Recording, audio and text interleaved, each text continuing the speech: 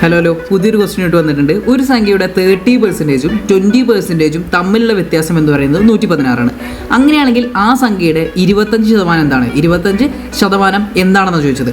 അപ്പോൾ 30% എത്രയാണോ 20% എത്രയാണോ തന്നിട്ടില്ല, അവർ തമ്മിലുള്ള വ്യത്യാസം തന്നിട്ടുണ്ട് 116. അങ്ങനെയാണെങ്കിൽ സിമ്പിളായിട്ട് പറഞ്ഞൂടെ, 30%ഉം കുറയ്ക്കണം 20% ഓഫ് എ നമ്പർ എന്ന് പറഞ്ഞു കഴിഞ്ഞാൽ നമുക്ക് ആ നമ്പറിൻ്റെ 10% അല്ലേ കിട്ടുക. 10% അല്ലേ കിട്ടുക. ആ 10% എത്രയാണെന്ന് കിട്ടിയിട്ട് 116. എത്രയാ? 116 കിട്ടിയിട്ടുണ്ട് അല്ലേ? 116 കിട്ടിയിട്ട്. അങ്ങനെയാണെന്ന് ചോദിക്കട്ടെ, 5% എന്തിനാ? എത്രയാ? 5% എന്ന് പറയുന്നത് 116 പകുതിയാവോ? 116 പകുതിയാവോ? 16 പകുതി 8 100 പകുതി അത് 50. അപ്പോൾ 58 എന്ന് കിട്ടില്ലേ.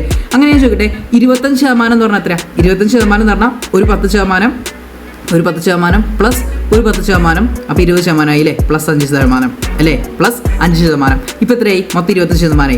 അതായത് 116 പ്ലസ് 116 പ്ലസ് ഒരു 58. എത്ര ആൻസർ കിട്ടുക?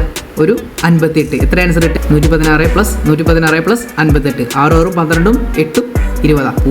0 2 2 3 3 1 4 5 4 9 290. ഓപ്ഷനിലുണ്ട് 290. ഓക്കെ, നമുക്ക് ഓപ്ഷൻ നോക്കാം. ഓക്കെ, ഓപ്ഷൻ സി ആട്ടോ കറക്റ്റ് ആൻസർ.